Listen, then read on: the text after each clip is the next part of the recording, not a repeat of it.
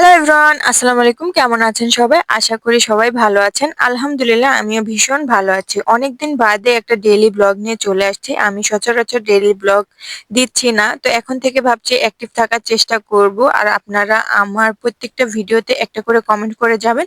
আর সেই কমেন্টের উপরে আমি রিপ্লাই দিয়ে যাব। দিদি প্লিজ লং ভিডিও দেন। তো আমার শর্ট ভিডিওতে সবসময় বলে, তুমি ঈদ কার বাড়িতে করবে? আমি ঈদ বাবার বাড়িতেই করছি, যেহেতু এতদিন বাবার বাড়িতে আছি।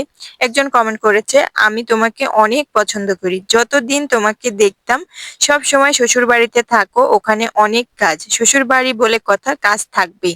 এবার মূল কথায় আসি, যে মানুষ একদিন বাপের বাড়িতে এসে থাকতে পারো না, সে তুমি অনেক দিন যাবত বাপের বাড়িতে আছো।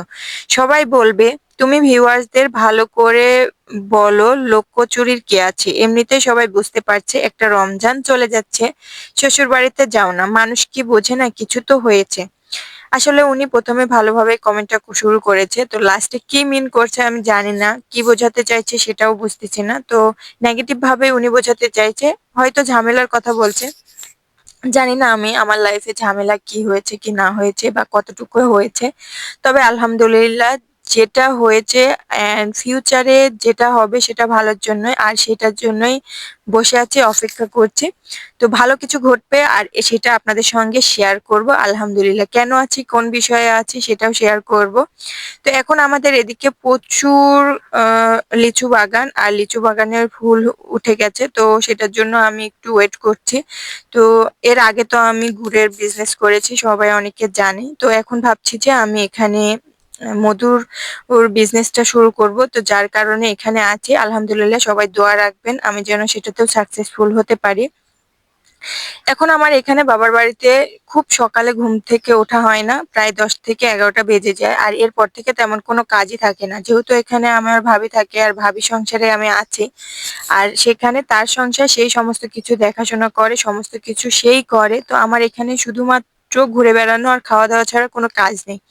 তো আমি একটা জামা নিয়ে আসছিলাম আসার সময়, যেটা আমি অনেক আগে ব্লগেও দেখিয়েছি এবং কাজ শুরু করেছি প্রায় 6 থেকে 7 মাস আগে, যেটা এখন পর্যন্ত কমপ্লিট হয়নি, ইনকমপ্লিট রয়েছে। আর এখানে এসে দেখছি ভাবিও একটা জামা, সেটা হাতের কাজ শুরু করে দিয়েছে অ্যান্ড সেও টার্গেট নিয়েছে ঈদের আগে কমপ্লিট করার। তো দুজনের টার্গেট একই রয়েছে। আর আমরা জেদা দিদির মধ্যে দিয়ে একটা বলতে পারেন যে টার্গেট নিয়েছি, সেটার উপরেই উদ্দেশ্য করে জামাটা সেলাই করা শুরু করে দিয়েছি। জানি না কতদূর কি হবে। ফুলটা তো বেশ মাশাআল্লাহ ভালো লাগছে।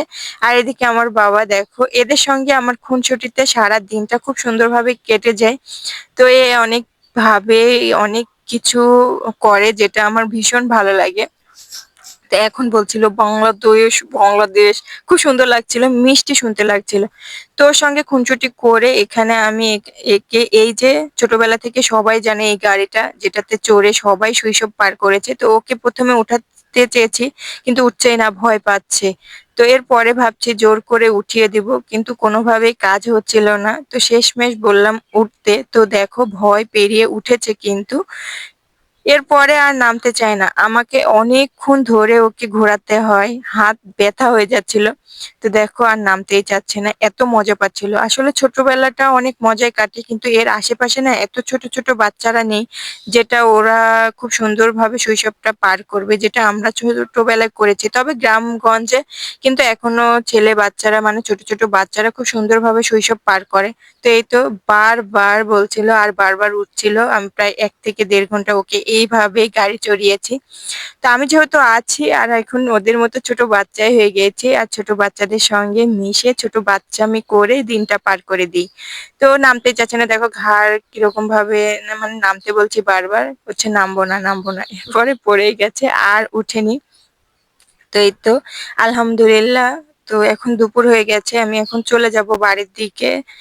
তো এই তো খুনসুটিতে সারা দিনটা কেটে গেল। আপনাদের যদি কোনো কমেন্টস থাকে তো কমেন্টস করতে পারেন, রিপ্লাই দিয়ে দিব।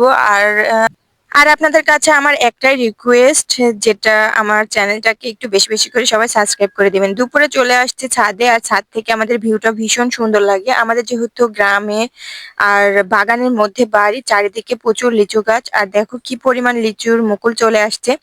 এখন আমাদের এখানে প্রচুর লিচুর বাগানের মধ্যে বক্স চলে আসছে, আর লিচুর মধু সংগ্রহ করা হয়। আর এখন আমি লিচুর মধুর বিজনেস শুরু করে দিয়েছি।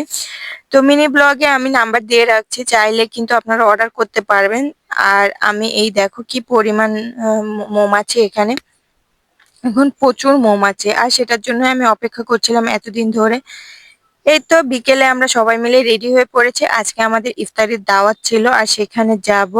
আর এদিকে ছোট বাচ্চা পিচ্চি সবাই মিলে রেডি হয়ে নিচ্ছে, আর বাগানের মধ্যেই বাড়ি, আর একটা বাড়ি পরে ইফতারের দাওয়াত, তো সেখানে যাব আর আমিও এখানে রেডি। তো এখানে চলে আসছি, এসে অনেকক্ষণ আসলে প্রথমে খুবই লজ্জা পাচ্ছিলাম, কারণ প্রথমে এসে দেখি যে আমরাই চলে আসছি। এখনো ইফতারে তেমন কিছু আয়োজন করা হয়নি, মাত্র 20 থেকে 25 মিনিট সময় আছে হাতে। এখন চাচি ভাবি সবাই বলছে হাতে হাতে সমস্ত কিছু রেডি করে দিতে, তো আসাতে অনেকটাই সাহায্য হয়ে গেছে। আর এদিকে এই তো ইফতারি শেষ করলাম, সমস্ত কিছু রেডি করে সবাই একসঙ্গে আনন্দ করে। তো দেখা হচ্ছে নেক্সট ব্লগে, আর কোনো কমেন্টস থাকলে কমেন্টস করতে পারেন, আমি রিপ্লাই দিয়ে দিব আর অ্যাক্টিভ থাকার চেষ্টা করবো লং ভিডিওতে। আল্লাহ হাফেজ।